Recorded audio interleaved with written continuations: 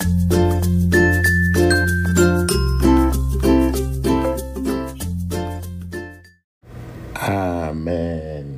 Amen. Amen. Amen. Le sang de Jésus. Le sang de Jésus. Le sang de Jésus. Le sang de Jésus. Le sang de Jésus. Le sang de Jésus. Le sang de Jésus. Dans le puissant nom de Jésus, nous avons prié. Amen. Amen. Amen. Bien-aimés dans le Seigneur Jésus-Christ, bonjour ou bonsoir, suivant le temps qui se passe là où vous êtes maintenant. Je suis apôtre Focam chrétienne du ministère de John et Territory Ministries, c'est-à-dire du ministère de Jean, chapitre 8, verset 32. Je suis votre partenaire de prière de tout le temps. Je suis votre partenaire de prière de tous les jours. Encore que la grâce et la paix de notre Seigneur Jésus-Christ soient avec vous et toute votre famille. Amen. Avant que nous ne commencions notre thème de prière d'aujourd'hui, je vais vous exhorter, papa, maman, de mettre une cuillère à café d'huile d'onction dans votre bouche. Rincez votre bouche avec cela. Laissez-la durer dans votre bouche au moins 2 minutes avant de l'avaler après. De la même manière, mettez un peu d'huile d'onction dans la paume de vos 2 mains. Frottez la paume de votre main avec cela. Frottez-la suffisamment. Frottez-la. Frottez suffisamment. Frottez votre front. Touchez vos cheveux avec l'huile d'onction. Touchez votre nombril aussi avec l'huile d'onction. Là, ce que vous avez fait pour vous, faites la même chose le plus souvent pour vos enfants, vos semblables, vos bien-aimés, ton mari ou ta femme, ainsi de suite. Et qui que ce soit en a besoin. Parce que peut-être vous l'habitude de le faire même quand vous êtes en train de vouloir aller vous coucher. Embaumez-vous avec l'huile d'onction. D'autres fois, quand vous voulez sortir de la maison, faites la même chose. Embaumez-vous le plus souvent avec oint. Prenez l'habitude de vous oindre avec d'huile d'onction. Oindre vos enfants d'huile d'onction avant qu'ils n'aillent à l'école. Alléluia. Amen. La Bible nous dit dans 1 Thessaloniciens, chapitre 5, verset 17, il est écrit, priez sans cesse. Ne cessez jamais de prier. Priez sans cesse. C'est 1 Thessaloniciens 5, chapitre 17, il est écrit, priez sans cesse. Parce qu'il faut prier sans cesse. Papa, maman, notre thème de prière aujourd'hui, le titre est Ô Éternel, fais honte à mes ennemis. Ô Éternel, fais honte à mes ennemis. Il faut faire honte à tous ceux qui sont mes ennemis. Fais honte à mes ennemis. Avec cela, papa, maman, je vais partager avec vous le livre de Exode chapitre 15. Exode chapitre 15, verset 1 à 5. Exode chapitre 15, verset 1 à 5. Il est écrit, je cite, « Alors Moïse et les Israélites entonnèrent ce cantique en l'honneur de l'Éternel. Je veux chanter pour l'Éternel. Il a fait éclater sa gloire. Il a culbuté dans la mer le cheval et son cavalier. L'Éternel est ma force. Il est le sujet de mes chants. Il m'a sauvé. Il est mon Dieu. Je le louerai et je l'exalterai. Lui, le Dieu de mon Père. L'Éternel est un grand guerrier. L'Éternel est son nom. Les chars du Pharaon et toute son armée, il les a jetés à la mer. L'élite de ses combattants a été engloutie dans la mer des roseaux et les flots les ont recouverts. Ah, voilà, c'est comme ça. Exode 15, de 1 à 5. Toujours dans le même chapitre d'Exode 15 là. Maintenant, allons pour lire le verset 19 à 25. Je partage ça avec vous. Il est écrit, en effet, les chevaux du Pharaon, ses chars et ceux qui les montaient s'étaient engagés dans la mer. Et l'Éternel avait fait refluer l'eau sur eux, tandis que les Israélites avaient traversé la mer à pied sec. Myriam, la prophétesse, la sœur d'Aaron, prit le tambourin et toutes les femmes la suivirent en dansant et en jouant des tambourins. Myriam entonna en réponse aux Israélites, chantez pour l'Éternel, il a fait éclater sa gloire, il a culbuté dans la mer le cheval et son cavalier, de la mer des roseaux au mont Sinaï. Sur ordre de Moïse, Israël quitta la mer des roseaux et prit la direction du désert de Shur.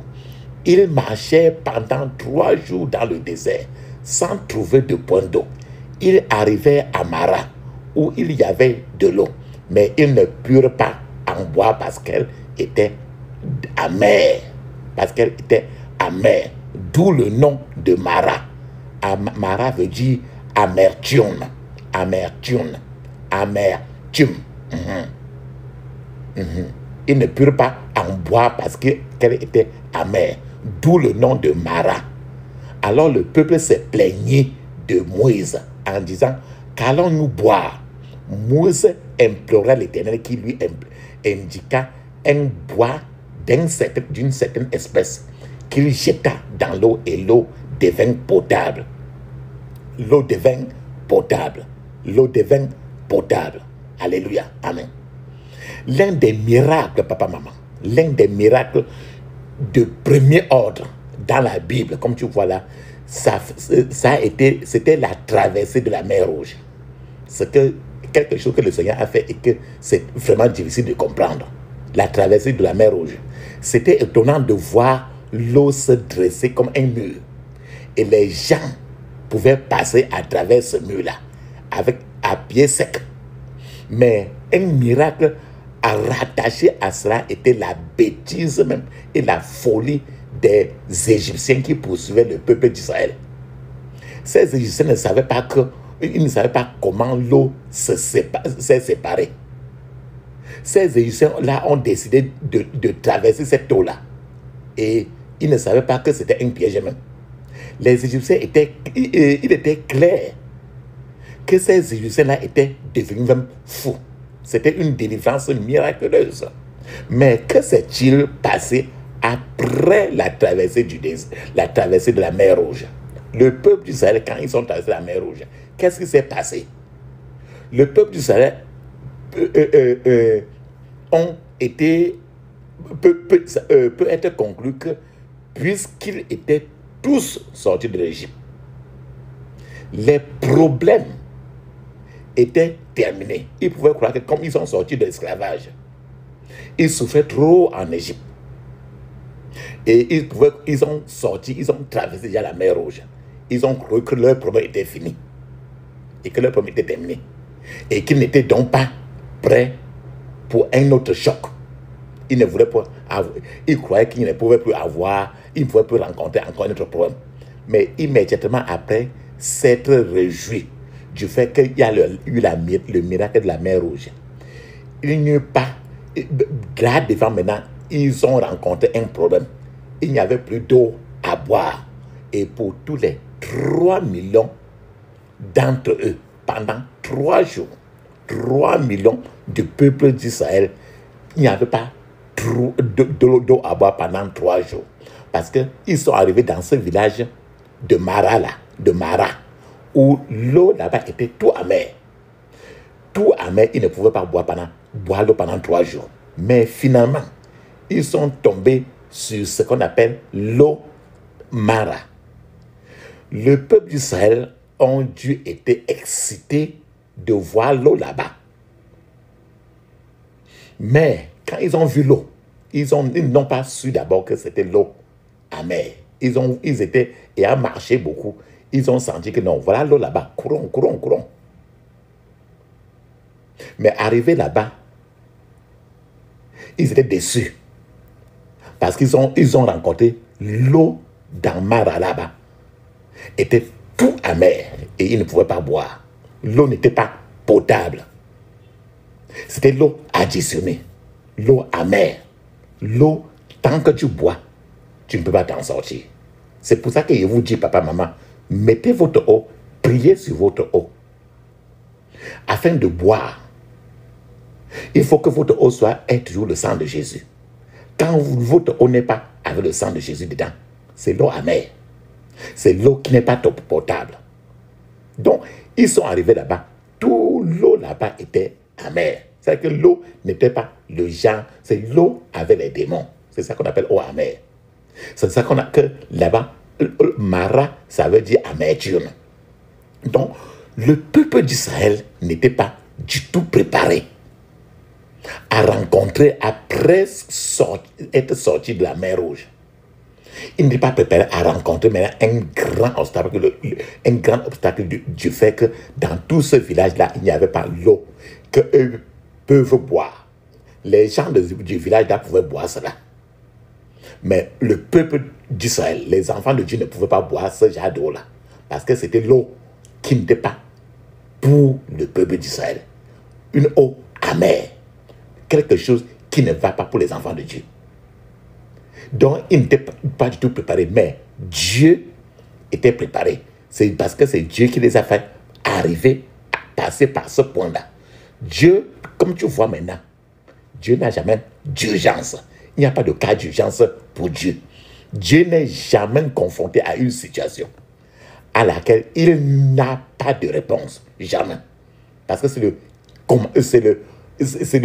commandant du ciel et de la terre. Il n'est jamais confronté à une situation dans la vie où il n'y a pas de réponse. Immédiatement, quand le peuple d'Israël a rencontré, s'est rendu compte que l'eau dans tout Marala était amère et que ce n'était pas potable pour le peuple d'Israël, ils ont commencé directement à grogner. Mais un homme au milieu d'eux s'appelait Moïse. Moïse a eu au contraire le bon sens. Au lieu de grogner, il a au contraire appelé le créateur du ciel et de la terre, le créateur de l'eau. Moïse a commencé au contraire à prier. Imaginez vous-même, imaginez vous-même 3 millions de personnes qui sont en train de grogner, tout le monde se plaint, et contre une seule personne qui s'appelle Moïse. Cela a dû être vraiment difficile pour un seul pasteur, un seul berger qui s'appelait Moïse. Lui, il est là, noyé, il n'arrive plus à se retrouver. Et tout le monde se plaint et il est seul, qui est là en tête pour conduire toutes les 3 millions de personnes. C'est généralement le cas qui se passe dans la vie aujourd'hui. Dans une multitude de gens, on ne trouve que quelques personnes, très peu de personnes, qui se tiennent debout pour connecter à Dieu dans la prière. Celles qui ont le genre de foi que Dieu veut qu'elle ait. Donc voilà 3000 personnes et il n'y a que Moïse seul. Donc une marée de gens qui sont devant toi. Mais c'est difficile, il y a très peu de gens qui sont connectés au ciel. C'est ce qui se passe dans la société aujourd'hui. Papa, maman, je vais vous donner un témoignage. Quelqu'un a raconté l'histoire de ce qui s'est passé dans une église quelque part. Il a dit qu'il y avait un service religieux dans une église quelque part, avec environ 2000 personnes dans cette église-là. En ce jour de service-là, soudain, c'était rempli. Soudain, 2 hommes couverts de la tête aux pieds sont entrés dans l'église en passant par la porte du derrière de l'église avec des fusils en main. Et quand ils sont entrés, ils ont crié à haute voix, ils ont dit à haute voix, quiconque aimerait recevoir les balles de fusil pour montrer qu'il aime Jésus, il peut rester assis, nous allons tirer sur lui. Mais si vous ne voulez pas mourir, sortez de cette salle, et quand vous sortez, ça veut dire que vous n'aimez pas trop Jésus. Alors, les gens, les placeurs et les membres de l'église ont été les premiers à sortir en courant pour fuir. La plupart des membres de la chorale même de l'église ont également fui. Chacun, c'était la débandade totale. C'était la débandade totale. Tout le monde les membres de la chorale, les gens sont sortis pour fuir de peur d'être fusillés. C'était vraiment une débandade totale et les gens ont commencé à sortir en courant. Finalement, dans l'église, ceux qui sont restés même dans l'église, il ne restait plus que 20 personnes dans l'église sur les 2000 personnes. C'est ce que je vous dis. Moïse était là seul avec 3000 personnes. Voici une église de 20 000 personnes. Et il ne reste que 20 personnes qui sont prêtes à mourir parce qu'ils aiment Jésus. Et regardez un peu le ratio, le ratio. Regardez un peu la correspondance. Après que tous les gens sont sortis, les hommes là qui sont entrés, ils ont verrouillé maintenant les portes. Maintenant, ils ont maintenant enlevé le voile qui était de leur visage. Et ils ont dit maintenant au pasteur, ils ont dit maintenant, pasteur, tous les hypocrites de cette église sont déjà partis. Ceux qui viennent faire semblant d'être chrétiens, faire semblant d'aimer Jésus, ils sont déjà partis. Maintenant, il ne reste que ceux qui sont prêts à être, qui sont vraiment chrétiens, vrai. Maintenant, nous pouvons continuer le service de l'église maintenant. Papa, maman, apparemment, ces gars qui étaient habillés ainsi, ils avaient des pistolets, mais ces pistolets qu'ils avaient en main, c'était des jouets, pistolets des enfants, les jouets là, les plastiques. Écoutez bien. Qu'est-ce que je ne veux vous dire? Le peuple d'Israël a grogné eux-mêmes après cette grande délivrance de la mer Rouge. Ils ont grogné, mais Moïse, au lieu de grogner, s'est mis à prier. La clé de ce problème était proche d'eux. Le Seigneur a dit à Moïse de couper un arbre et de jeter cet arbre-là dans l'eau. Rappelle-toi très bien et immédiatement, quand Moïse a fait cela, l'eau est devenue une eau maintenant potable, une eau sucrée, une eau douce, une eau potable. La question que tu peux te poser, c'est que l'arbre là que Moïse a coupé pour jeter dans l'eau, c'est quoi? Jésus-Christ lui-même est l'arbre. Et quand je vous dis d'envoyer le sang de Jésus dans l'eau là, c'est cet arbre là, c'est la même chose que vous faites tout le temps. J'ai prie pour vous que le Seigneur ouvre aujourd'hui tes yeux à ta prescription divine.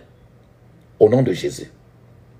Frères et sœurs, le Seigneur a montré à Moïse la clé pour résoudre le problème. Qui n'était pas loin, mais il fallait que Moïse soit connecté au ciel et le ciel devait lui montrer l'arbre, le morceau d'arbre. Il devait couper ça pour lancer.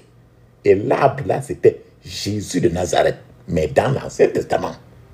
Je prie encore pour vous que le Seigneur jette un arbre dans chaque maras, dans chaque eau amère de ta vie aujourd'hui au nom de Jésus, pour que l'eau de ta vie devienne une eau de vie, une eau douce, une eau potable au nom de Jésus. Rappelle-toi qu'il y a l'eau dans ton corps, non? Ça ne veut pas dire qu'il y avait une quelconque puissance particulière dans cet arbre qu'il a pris. C'était juste un acte de foi pour libérer la puissance de Dieu. Car il faut toujours un acte de foi pour libérer la puissance miraculeuse de Dieu. Un acte de foi pour miracle. Je vais vous donner encore je vais partager encore avec vous une écriture dans laquelle tu vas voir encore comment Dieu, dans l'Ancien Testament, il a fallu un acte de foi encore pour libérer encore sa puissance. 2 Rois, chapitre 2, 19 à 22, il est écrit: les habitants de la ville vinrent dire à Élisée. Rappelle-toi qu'Élisée était celui-là que le prophète Élie est parti, il a remplacé le prophète Élie. Je cite: les habitants de la ville vinrent dire à Élisée: vois-tu, notre ville est bien située, comme mon Seigneur peut le voir, mais l'eau est malsaine et la terre est infertile. Donc voilà encore l'eau qui n'est pas potable. Il répondit, apportez-moi un plat neuf et mets-y du sel. Et ils le lui apportèrent. Il se rendit à la source des eaux. La source des eaux, c'est quoi? C'est Dieu le Père, non? Il se rendit à la source des eaux.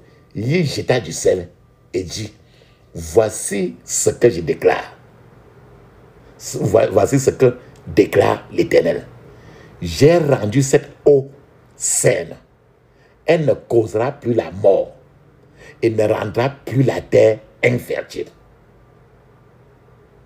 Et les eaux devinrent saines et le sont restés jusqu'à ce jour, conformément à la parole que Élisée avait prononcée.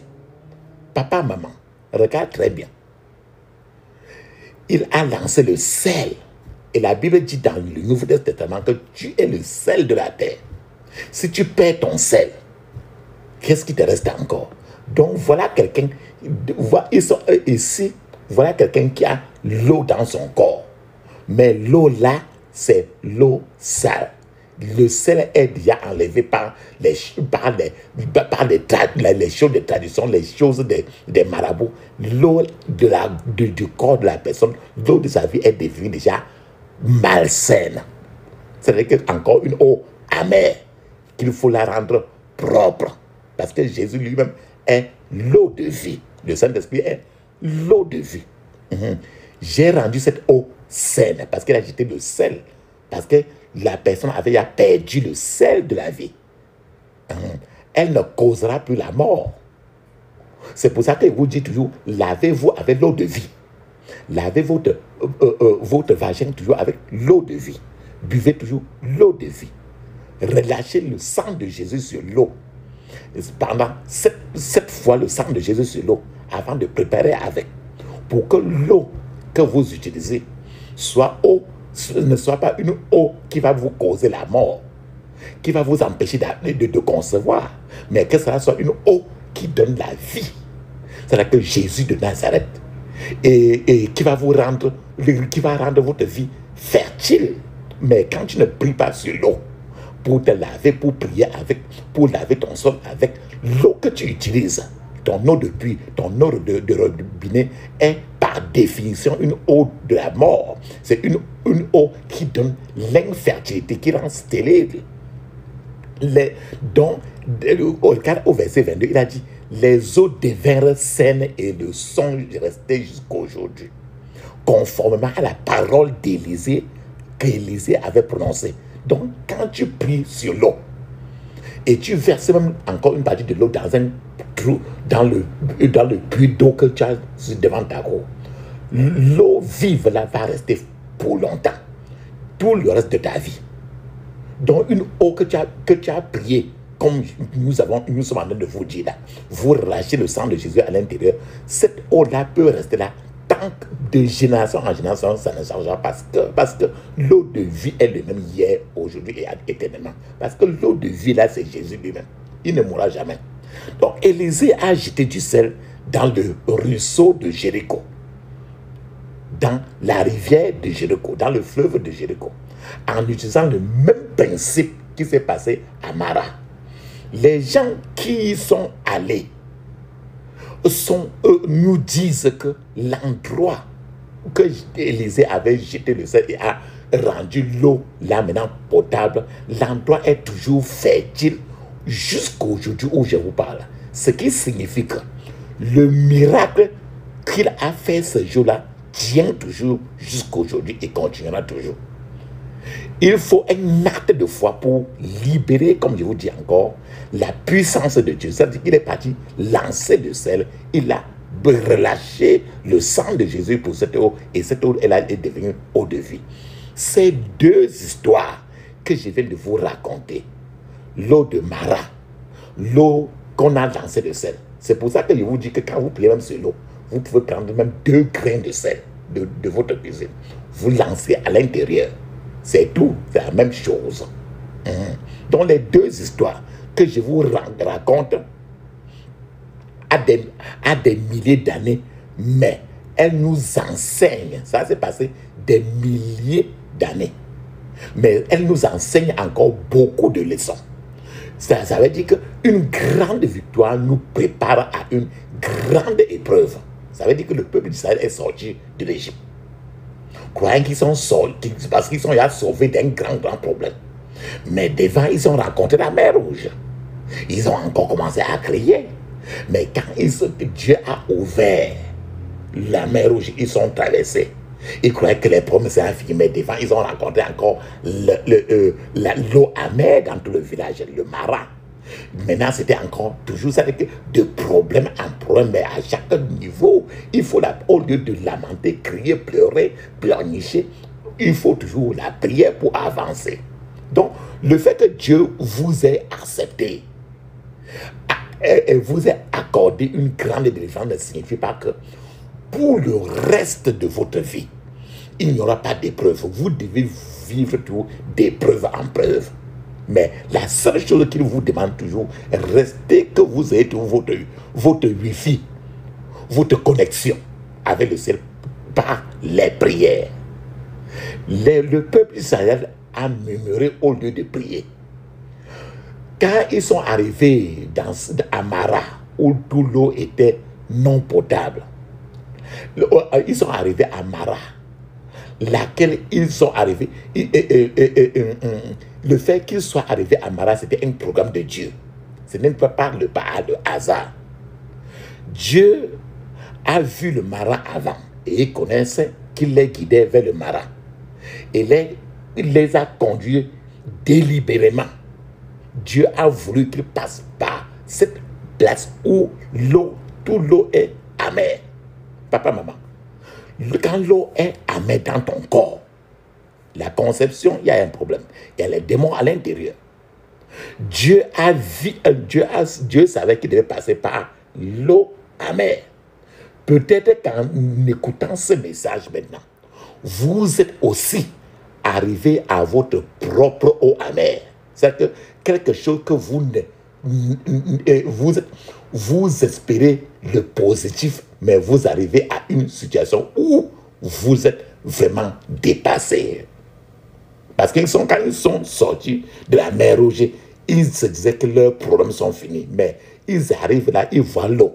Mais ils croient, ayant marché beaucoup pour arriver à l'eau là, ayant trop soif, ils s'attendent à prendre un gobelet de l'eau là pour boire et couper la soif. Mais la surprise, c'est que l'eau là est totalement amère et une eau qui n'est pas potable et ce n'est pas une eau qu'on peut boire. Peut-être que toi-même, tu espérais quelque chose beaucoup et tu es arrivé aussi à votre Mara, à ta propre eau amère. Peut-être vous attendiez à une eau, une douceur, à quelque chose de positif, mais vous avez reçu au contraire l'amertume. Peut-être que ça a à voir avec votre santé. Une santé que vous croyez peut-être que vous étiez en train d'espérer qu'en prenant telle chose, vous serez guéri. Et vous rendez compte qu'à ce niveau-là, vous n'êtes pas toujours, votre guérison n'est toujours pas complète. Peut-être que vous êtes arrivé à votre marin, votre piscine, votre rivière amère, en ce qui concerne vos business, vos entreprises, votre vie conjugale. Tout est amer en votre vie conjugale. Vos enfants, tout est amer. La déception, tout est amer, etc. Peut-être que vous êtes arrivé aussi à votre Mara, votre rivière rouge. Papa, maman, ce n'est pas par le hasard que tu arrives à cette situation. Dieu a un but pour vous conduire jusqu'à ce problème, ce point. Ce n'est pas que Dieu ne sait pas comment il pouvait contourner cette situation pour que vous n'arrivez pas à Mara, à cette situation où vous êtes déçu. Papa, maman, le but de votre propre eau amère, le but que vous rencontrez, vous faisiez face au contraire à une eau amère, est d'exposer et de traiter ces différents domaines de votre vie qui doivent être traités. Dieu n'est pas, rien n'est pas une surprise pour Dieu. Lorsque l'eau amère a affronté le peuple d'Israël, l'esprit de grognement, de se plaindre que Dieu voulait guérir en eux, s'est manifesté. Et ça, ils ont vu clairement. Donc la grogne est une façon d'amplifier les problèmes. Ils ont vu un petit problème, ils ont amplifié cela. Dieu permet à ces parties amères de notre vie, de la vie du peuple d'Israël, de retourner contre contre nous pour découvrir ce qui est vraiment en nous. En tant que jeune homme, vous pouvez dire que vous êtes très brisé et patient. Tu peux être chrétien, lire la Bible et prier beaucoup. Et tu peux te qualifier, ou bien on te qualifie dans ton église par-ci, par-là, que tu es quelqu'un brisé et quelqu'un patient.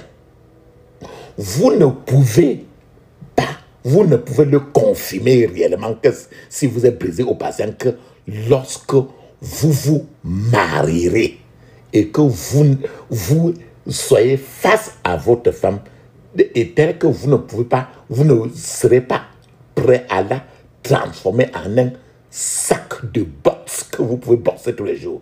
Il faut que vous mesurez si vous êtes vraiment brisé et patient lorsque tu seras marié et que ton mari, tu seras toujours en train de parler de façon très respectueuse à ton mari, de manière à voir ton mari comme le représentant du Seigneur Jésus devant toi.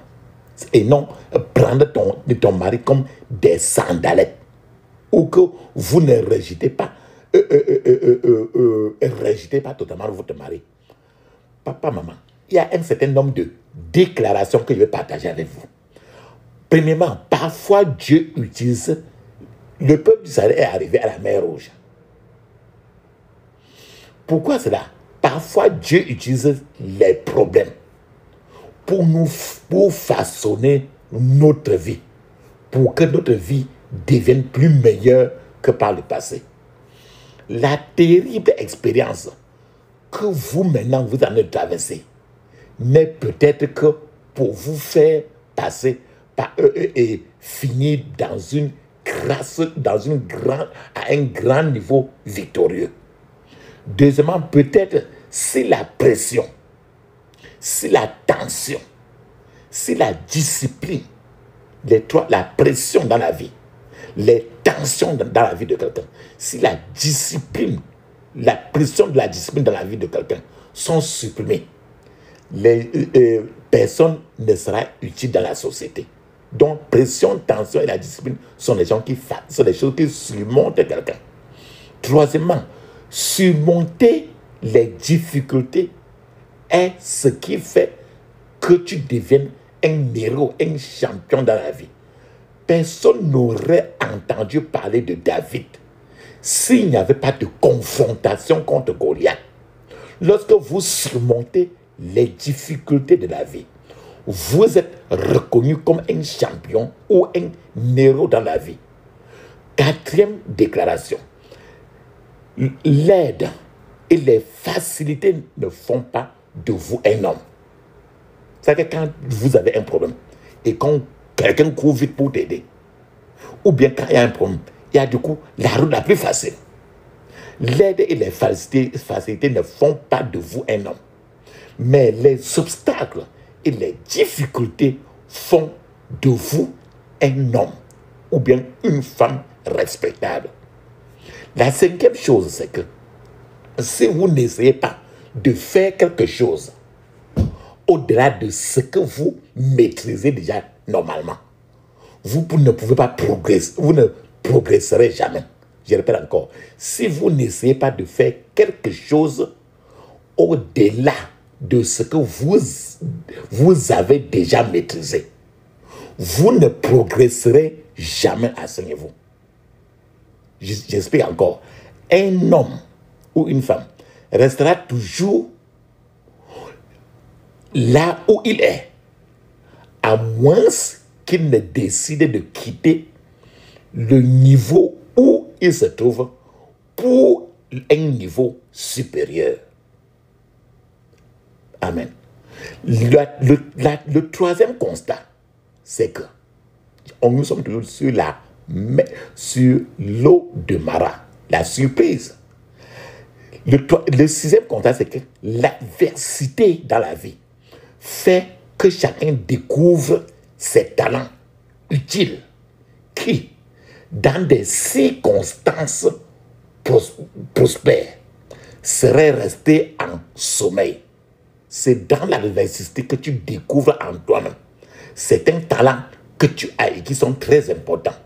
Et que s'il n'y avait pas si tu ne rencontrais pas ces problèmes, ces talents que tu as seraient toujours endormis et que toi-même tu ne les connais pas. On dit que la nécessité est le père ou la mère de l'invention. Amen. Le 7e point que je vais partager avec vous, c'est que quand il n'y a pas d'adversité, vous ne pouvez pas connaître votre vraie valeur, votre vraie force. C'est dans l'adversité que vous reconnaissez vous-même. 8e déclaration. L'adversité est comme un couteau qui peut vous servir. Et le même couteau peut vous couper. Selon que vous tenez le manche de ce couteau ou bien vous arrêtez au contraire la lame du couteau. Ainsi, quelqu'un peut permettre à son problème de le détruire. En même temps, la même personne peut convertir son problème pour que son problème devienne une promotion dans sa vie. Donc, cela dépend de la façon dont vous gérez le problème que vous êtes en train de confronter. Alléluia. Et une autre chose maintenant. Le meilleur partenaire de boxe est l'adversité. Je répète, le meilleur partenaire de boxe, la boxe, c'est l'adversité. Parce que au moment où vous passez entre les mains de l'adversité, à ce moment-là, vous vous améliorez. Cela veut dire que quand tu vois deux personnes sont en train de boxer, et si toi, par exemple, si toi en tant que boxeur, tu affrontes un boxeur qui est reconnu dans tout le monde entier comme étant très élevé, même si tu l'affrontes, quand tu l'affrontes, peut-être que tu réussis de le taper. C'est avec ça, tu comprends, tu t'améliores, tu le remplaces à un niveau plus élevé. Ça veut dire que le niveau dans lequel tu étais n'est plus resté le même. Ton niveau a grandi. Et même si tu rates et que tu as affronté quelqu'un de très élevé, tu as appris d'autres techniques dans la confrontation, ce qui fait que ça t'a fait améliorer dans ta boxe. C'est pour ça qu'il dit que le meilleur partenaire de boxe, c'est l'adversité. Car au moment où vous passez entre les mains de cette adversité, vous serez amélioré après. Amen. La 10e déclaration que je vais partager avec vous, c'est que celui qui continue à avancer,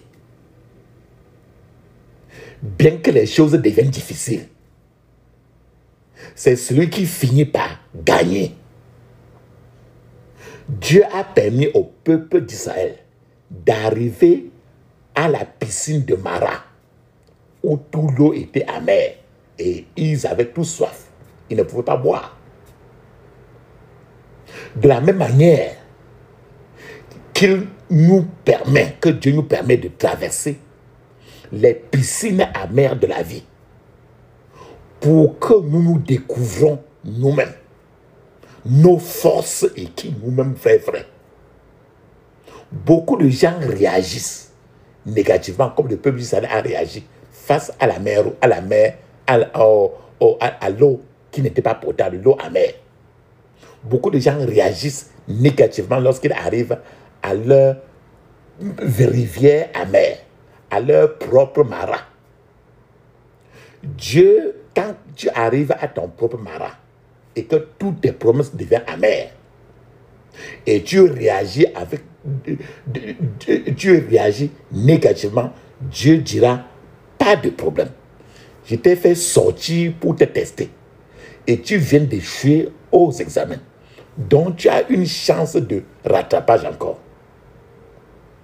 Je vais vous donner un exemple, un témoignage de quelqu'un qui a rencontré, qui a fait face à sa mère, à sa rivière Mara, à sa rivière amère, l'eau amère, à sa rivière Mara.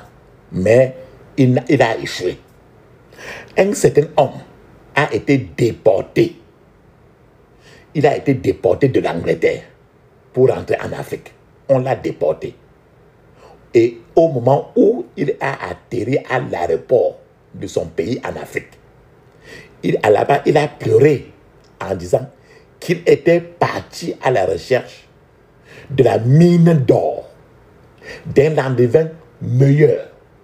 Voilà qu'il est revenu sans rien. Il a commencé à pleurer suffisamment et il est allé jusqu'à maudire même le jour de sa naissance. Finalement, cet homme a trouvé son chemin. Il est rentré à la maison, dans la maison de ses parents. Et à la grande surprise de l'homme, ses parents étaient contents et heureux de le revoir. Ses parents lui ont dit seulement que si cet endroit en Europe n'a pas été favorable à toi, Dieu pourrait encore l'aider ici en Afrique. Cet homme n'a rien répondu, il n'a rien dit. Cet homme leur a seulement demandé que où est ma chambre. Ses parents lui ont montré sa chambre qui était toujours restée là. Cet homme est entré dans la chambre et s'est enfermé. Cet homme a refusé d'ouvrir la porte pendant des jours, on ne le voyait pas. Ses parents ne le voyaient pas toujours et la porte était toujours fermée. Ses parents ont couru maintenant, plus tard, vers le pasteur de l'église. Et ils se sont plaints au pasteur. Le pasteur leur a dit d'aller casser maintenant la porte.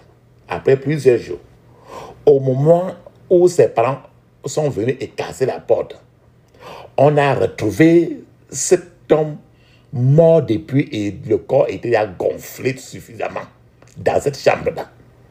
Papa, maman, cet homme est arrivé à sa propre mer, sa propre piscine amère. Il est arrivé à sa propre piscine amère. Mais il a mal réagi. Je vous donne encore un témoignage. C'est dans la Bible. Dans 1 Samuel et 2 Samuel. Il y avait une femme qu'on appelle Anna. Anna dans la Bible, la mère de Samuel. Anna dans la Bible a pleuré. Parce qu'elle n'avait pas d'enfant.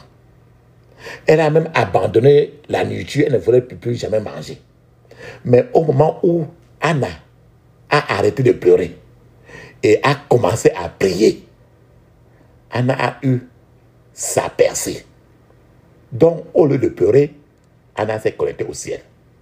Moïse, au lieu de faire comme les autres, de se plaindre, Moïse s'est mis à prier. Papa, maman, je vous donne un témoignage encore. Il y avait un homme qui a fait faillite dans ses entreprises, dans ses affaires. Il a fait faillite maintenant. Faillite après 15 ans de grand succès. Alors, après 15 ans de grand succès, il a monté, il était vraiment trop riche. Après 15 ans de grand succès, soudain, tout a commencé à basculer sur les affaires de ce type. Ce qu'il a fait, c'est d'amener sa femme. Quand il a vu que toutes ses affaires étaient en train de s'écrouler, il a commencé à accuser tout un chacun. Ce qu'il a fait, c'est d'abord d'amener sa femme et ses enfants chez un voyant. Un exorciste, un voyant. Et quand les gens, on s'en va là-bas pour regarder, pour voir, on dit qu'on va regarder, pour voir ce qu'il fait, qu'aujourd'hui, maintenant, il est tombé comme ça. Ils sont partis là-bas, chez un voyant marabout. Et on a mis quelque chose pour que les gens confessent. Il a dit d'abord à sa famille, cet homme a dit à toute sa famille, il a dit, voilà, je rappelle ce qu'il a dit, vous devez tous partir là où on s'en va regarder pour voir si les gens sont des sorciers. Et vous allez arriver là-bas, jurer, et quiconque d'entre vous est la sorcière qui me cause ce problème dans mon entreprise, doit se confesser. Papa, maman, voilà ce qu'il s'est dit. Cet homme maintenant, les choses sont en train de s'écrouler. Il commence à accuser tout le monde. Ses enfants, sa femme, ils amènent les gens chez les marabouts pour cela. Il est arrivé à sa piscine amère. Mais il réagit très négativement pour empiler la situation. Quand ils sont partis là-bas, chacun a dit que je ne connais rien sur ça. Et la tortue, qu'on appelle l'idole, à qui on parle, et la tortue est sur la roue là, on parle, la tortue, l'idole, a répondu maintenant que non, la sorcière qui est en train de détruire ton entreprise, c'est ta propre mère qui est déjà morte. Et quand elle est morte, tu as dépensé beaucoup d'argent pour l'enterrer. Et dans le processus de dépenser trop d'argent, tu as enterré le reste de ta prospérité. C'est pour ça que tu n'as plus d'argent, parce que tu as enterré déjà tout ton argent. Donc n'accuse personne. L'homme maintenant a suivi cela. Il a demandé donc ceci est dont vous voulez dire que ma femme et mes enfants ne sont pas ceux qui sont responsables de mes problèmes pour que je chute comme ça. Et l'idole, la tortue là, n'a plus rien dit. C'est encore toujours une mauvaise réaction quand quelqu'un est face aux eaux amères. Maintenant, vous-même, papa, maman, vous êtes en train de traverser une eau amère dans votre vie. Vous avez rencontré, vous êtes face à votre eau amère. Comment réagissez-vous à votre eau amère? Est-ce que la colère? Est-ce que vous perdez l'appétit? Est-ce que quand vous rencontrez, vous êtes en train de faire face à votre eau amère, vous tombez dans les soucis et ces soucis vous faites maigrir beaucoup? Quand vous rencontrez une surprise dans cette amertume, est-ce que vous tombez dans l'impatience envers les membres de votre famille? Ou quand vous êtes face à l'amertume, le fait de combattre l'adultère, est-ce que vous êtes maintenant, vous refusez de manger? Ou bien vous réagissez comment? Papa, maman, j'ai appris que les péchés qui collent comme le chignon très fortement sur les gens sont la fornication et l'adultère. Et je suis désolé pour les victimes même de car ces péchés finissent toujours par les suivre et ne cessent de les suivre. Parfois, il est facile de prier et délivrer quelqu'un qui est un grand sorcier.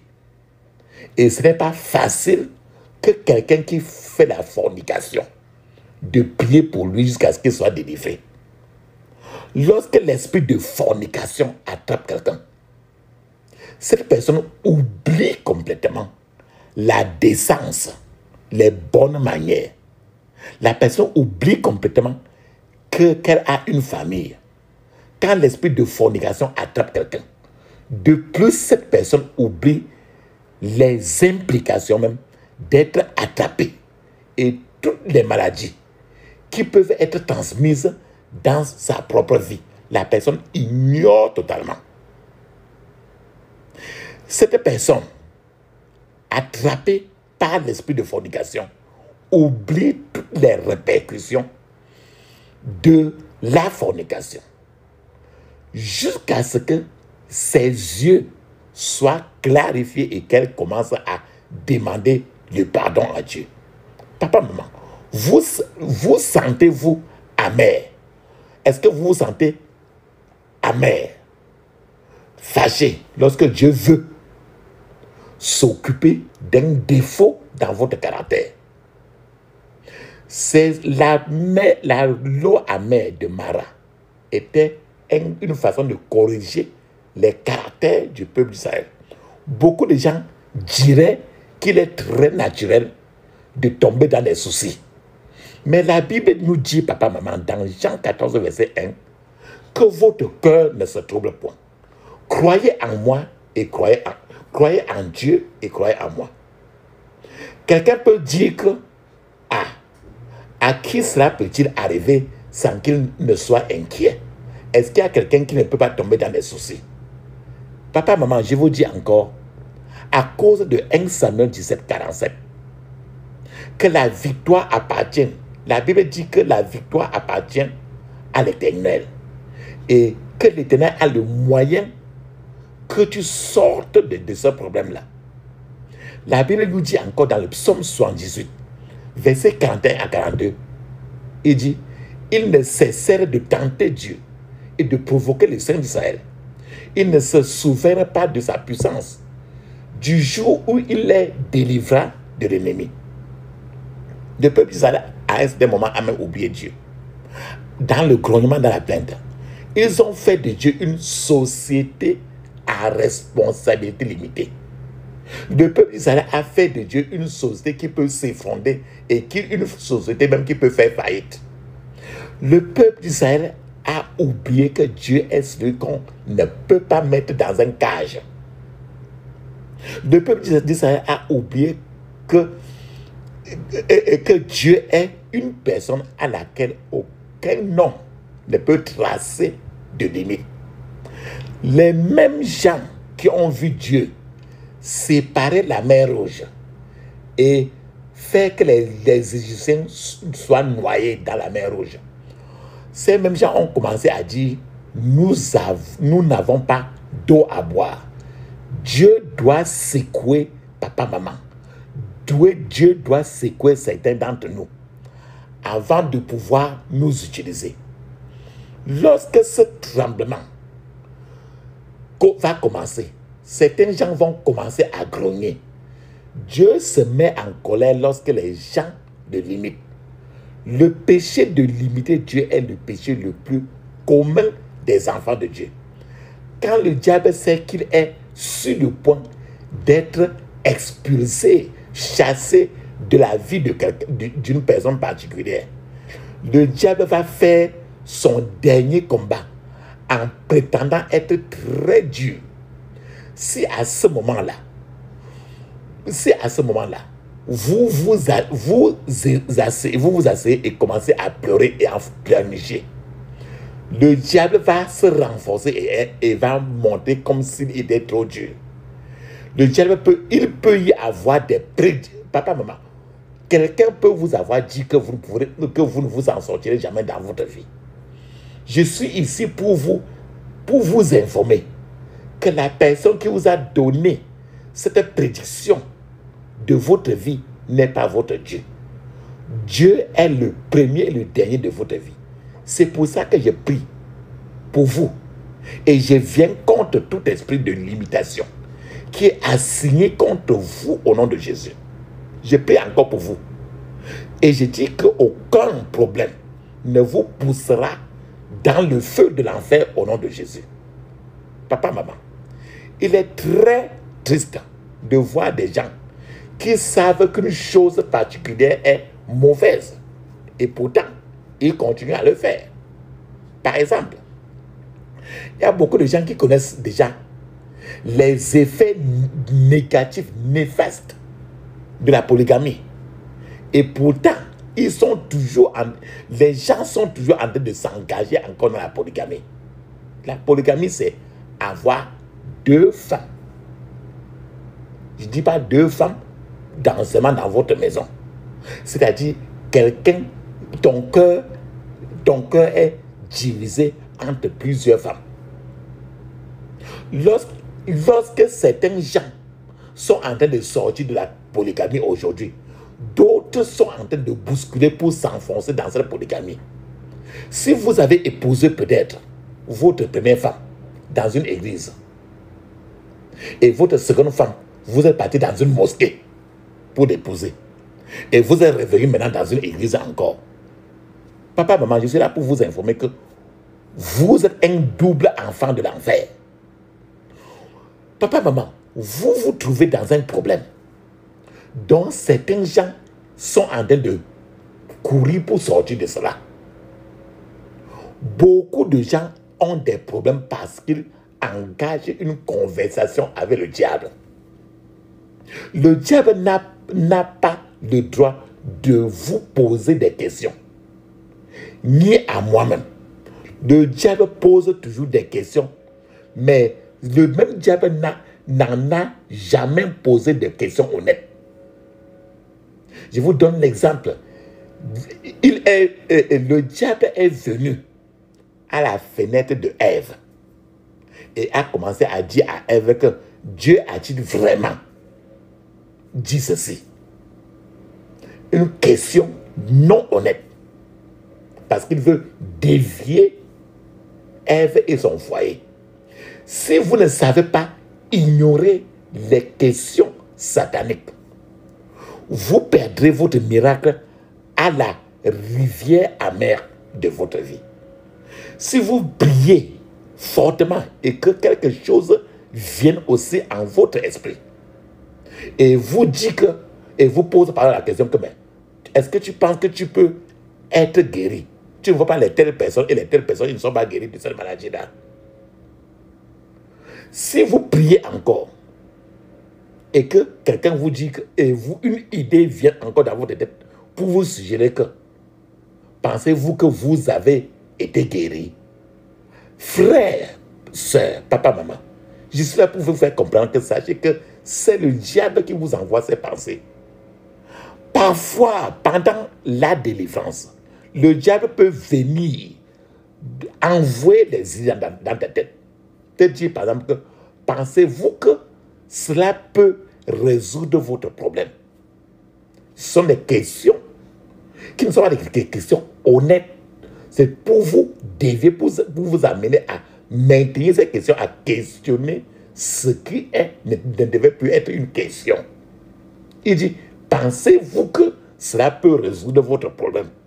Alors qu'avant que cela ne vous vienne en tête, vous étiez déjà rassuré que cette prière devait, Jésus devait vous libérer. Donc, et si le problème revient après que vous ayez donné un témoignage, sachez toujours que toutes ces voix, ce sont des voix du diable, les voix de votre ennemi. Dieu veut connaître votre réaction à la rivière amère de votre vie avant de se manifester suffisamment. Toute puissance qui marche contre un enfant de Dieu cherche de vrais problèmes de la part de Dieu. Le peuple d'Israël a grogné, 3000 personnes grogné contre Moïse. Mais Moïse, au milieu de ce grognement, était fixé dans la prière. Prier sans cesse. Peut-être que vous êtes arrivé à votre propre rivière amère maintenant. Et vous vous attendez à ce que les choses soient sucrées et douces. Les choses soient bien, mais les choses deviennent encore amères. Que fais-tu alors, papa, maman? Premièrement, reconnaissez que Dieu est capable de rendre les choses sucrées, ces choses-là sucrées et douces maintenant, au lieu d'être amères. Deuxièmement, laissez Dieu s'occuper de tout défaut de votre caractère.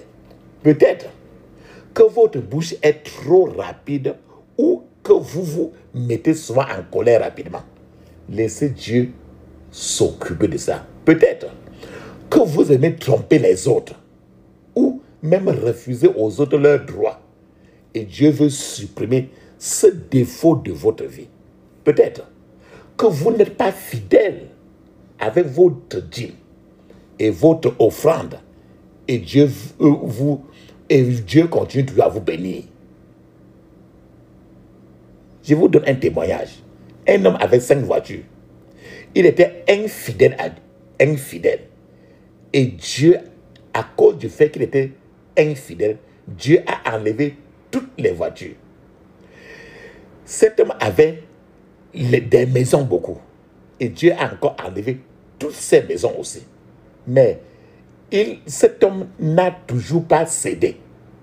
il est resté toujours têtu. Alors Dieu a décidé de retirer sa femme pour que la femme meure. Dieu a décidé de prendre sa femme. Et cette femme-là était celle-là qui priait trop pour sa famille. Donc, la femme de cet type est morte.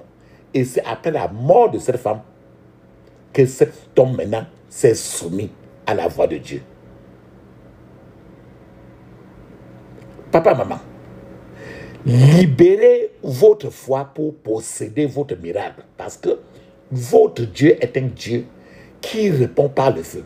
Alors que pendant que vous priez, les points de prière qu'on va prier tout à l'heure, avec agressivité, les problèmes, les soucis, l'affliction ne réapparaîtra plus jamais dans votre vie au nom de Jésus. Amen. La puissance est dans le sang de Jésus. La puissance est dans le sang de Jésus. La puissance est dans le sang du roi des rois. La puissance est dans le sang de Jésus. Le pardon est dans le sang de Jésus. Le pardon est dans le sang de Jésus. Le pardon est dans le sang du roi des rois. Le pardon est dans le sang de Jésus. La victoire est dans le sang de Jésus. La victoire est dans le sang de Jésus. La victoire est dans le sang du roi des rois. La victoire est dans le sang de Jésus. Amen. Ferme tes yeux, ouvre ta bouche. Crie ainsi. Toute forteresse de limitation dans ma vie soit renversée au nom de Jésus. Toute forteresse de limitation dans ma vie soit renversée au nom de Jésus. Dans le puissant nom de Jésus, j'ai prié. Amen. Ferme tes yeux, dis ceci. Je couvre mon esprit, mon âme, mon corps et toutes mes possessions du sang de Jésus. Je couvre mon esprit, mon âme, mon corps et toutes mes possessions du sang de Jésus. Dans le puissant nom de Jésus, nous avons prié. Amen. Ferme tes yeux. Dis ceci. Tous ceux qui disent que je n'avancerai pas, tous ceux qui disent que je n'avancerai pas dans ma vie, soyez déshonorés par le feu au nom de Jésus. Soyez déshonorés par le feu au nom de Jésus. Dans le puissant nom de Jésus, j'ai prié. Amen. Ferme tes yeux, dis ceci. Ô Seigneur, rends mes eaux sucrées et douces au nom de Jésus. Ô Seigneur, rends mes eaux, l'eau à boire, rends mes eaux sucrées et douces au nom de Jésus. Dans le puissant nom de Jésus, j'ai prié. Amen. Ferme tes yeux, dis ceci. Toute arme de la honte dirigée contre moi, toute arme de la honte dirigée contre moi, perds ton emprise au nom de Jésus. Perds ton emprise au nom de Jésus. Dans le puissant nom de Jésus, j'ai prié. Amen. Tous ceux qui recherchent les secrets de ma vie, tous ceux qui recherchent les secrets de ma vie, soyez confrontés au feu au nom de Jésus. Soyez confrontés au feu au nom de Jésus.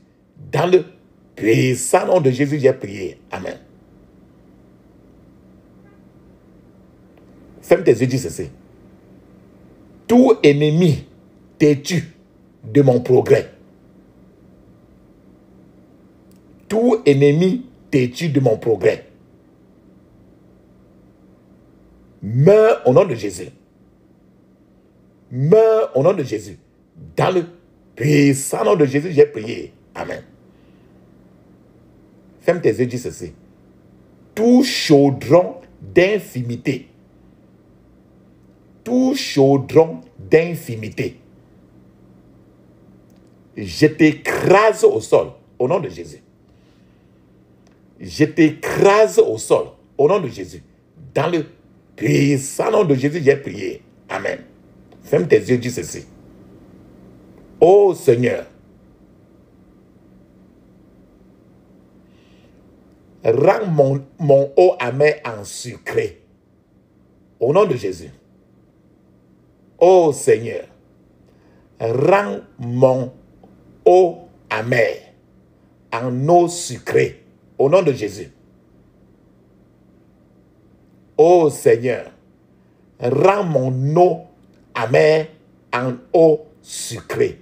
Au nom de Jésus. Dans le puissant nom de Jésus, j'ai prié. Amen.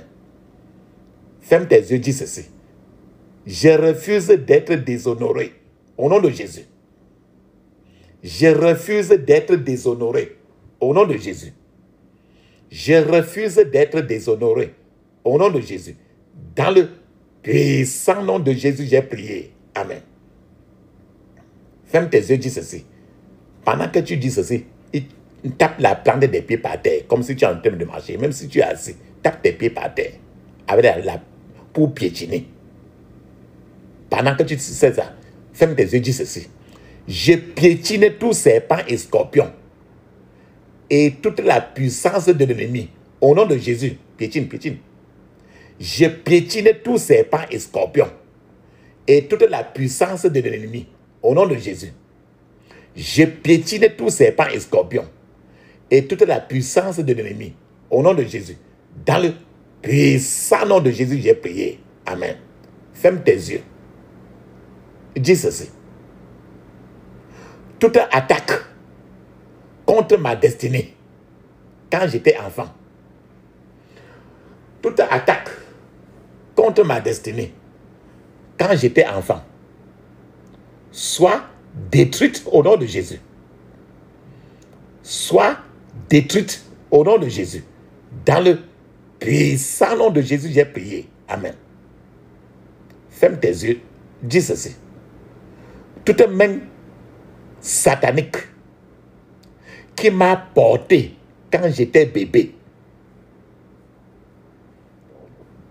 Toute main satanique qui m'a porté quand j'étais bébé. Je te brise la colonne vertébrale au nom de Jésus. Je te brise la colonne vertébrale au nom de Jésus. Je te brise la colonne vertébrale. Dans le puissant nom de Jésus, j'ai prié. Amen. Papa, maman, mets une pause maintenant. Parce que tu vas parler en langue 7 minutes. Le parler en langue est écrit dans Marc 16, verset 17. Actes des Apôtres, chapitre 2, de 1 à 5. Et c'est encore écrit dans plusieurs places du Nouveau Testament. Pendant que tu parles en langue, je suis en train de t'attendre. Ferme tes yeux, parle en langue, je t'attends.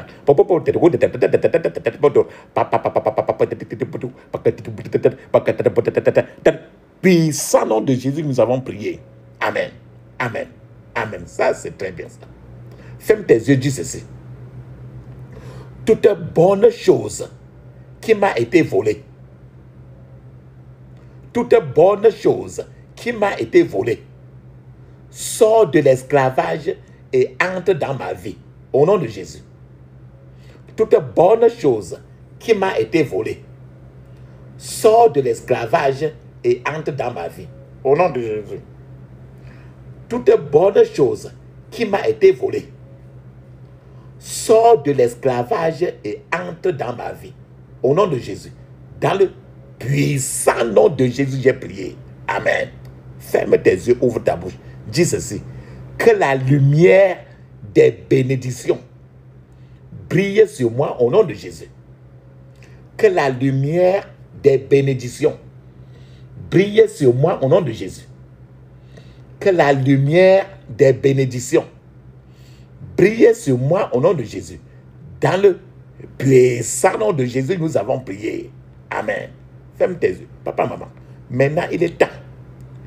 La prière, c'est une communication. Tu